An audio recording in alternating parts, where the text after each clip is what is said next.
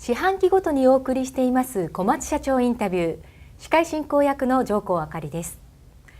特集編では小松の強みや将来に向けた取り組みについて毎回テーマを設定してお伝えしていきます。小松は中期経営計画における成長戦略の土台としてグローバル人材の育成に力を注いでいます。そこで今回は小松の人材育成の取り組みについてお話を伺います。大橋社長、よろしくお願いいたします。よろしくお願いします。人材育成に大変力を注いでいるということですけれども、具体的にはどのような取り組みをしていられるんでしょうか。はい、幅広い分野で人材育成を進めておりますけれども、何より小松はメーカーであり、製造現場の技能技術の向上、これがものづくり競争力の原点といえます。そこでまず製造現場の人材育成についてお話しいたしますと、小松ではマザー工場を中心に人材育成を推進しております。マザー工場というのは何でしょうか。マザー工場とは開発機能と生産機能を併せ持つ工場で、現在国内外に9カ所ございます。ここでは高度熟練技能者や製品の性能や品質の作り込みを行っておりますけれども、小松のマザー工場の特徴は同じ製品を作るチャイルド工場の人材育成にも責任を持つということであります。具体的にはどのような取り組みをされているんでしょうか。国内の工場にいるトップクラスの技能者がチャイルドの工場に出向いて、技能、現場改善、安全を直接指導することもありますし、また国内のマザー工場には技能トレーニングセンターがありまして、国内外のチャイルド工場から選抜されたインストラクター候補、これをこの施設で指導育成しております。その指導されたインストラクターというのはその後どうされるんでしょうか。技能を身につけたインストラクターはチャイルド工場に戻りまして、社内の基礎技能教育やその協力企業の指導を行っております。中国、インドネシア、タイなどのチャイルド工場では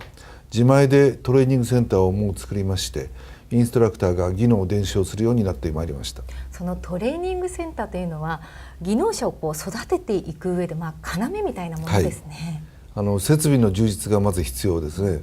大阪工場では2012年にこれまでのトレーニングセンターを2倍近くに拡充し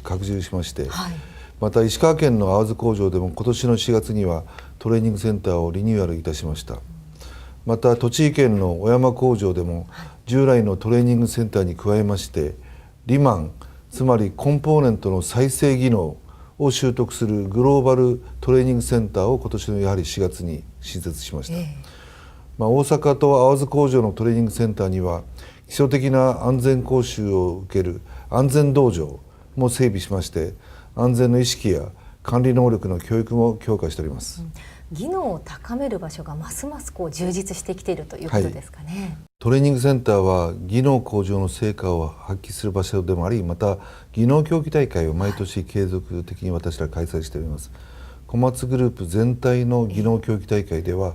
海外選手約50名や協力企業からの参加者を含めまして合計200名余りの選手が参加します。で社内外の関係者を含めますと約1000名が関わる大規模なグローバル大会であります。関東、北陸、関西でもそれぞれマザー工場が主導しまして地区予選を開催し、海外工場、協力企業を含めたグローバルな選手が技能を競うようになってきております。国内のマザー工場が技能の教育に果たす役割というのは非常に大きなものがありますね。技能や知識の習得も大変大事ですけれども、もう一つは小松では現場力の強化も重要と考え強化を図っております。その現場力というのは。そうですね、社員が自律的に自分の現場を改善し続けていく力、これが現場力であります。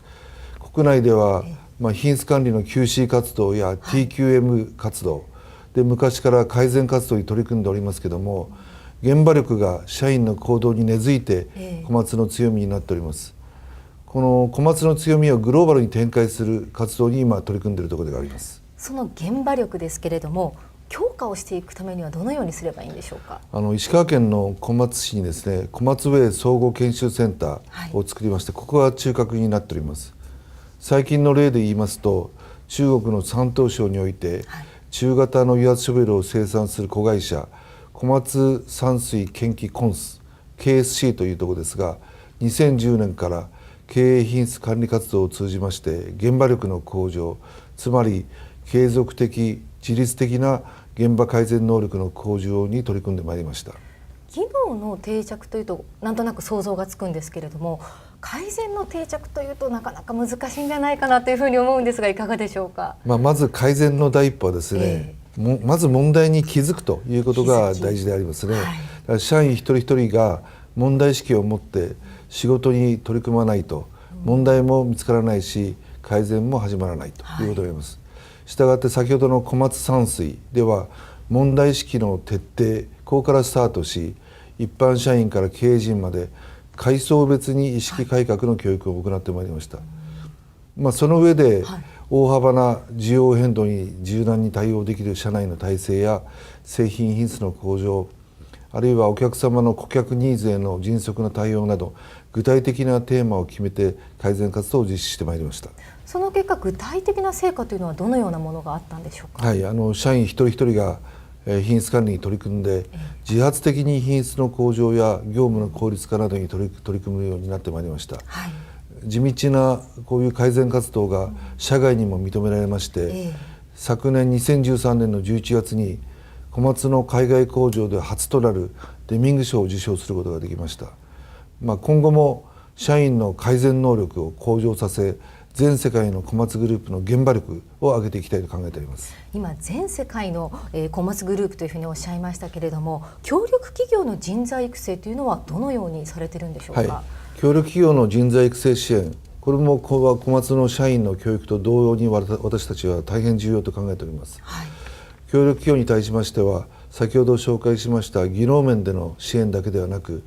協力企業の経営を担う後継者や管理監督者、生産技術のスタッフ、新入社員などさまざまな階層向けに小松の教育プログラムを開放し提供しております。販売やそのサービスでの現場でのその人材育成というのはどのようになさってるんでしょうか。お客様に一番近い立場にあるのがやはり国内外の販売やサービスの代理店です。それら代理店の人材育成強化を加速するために、今年の4月に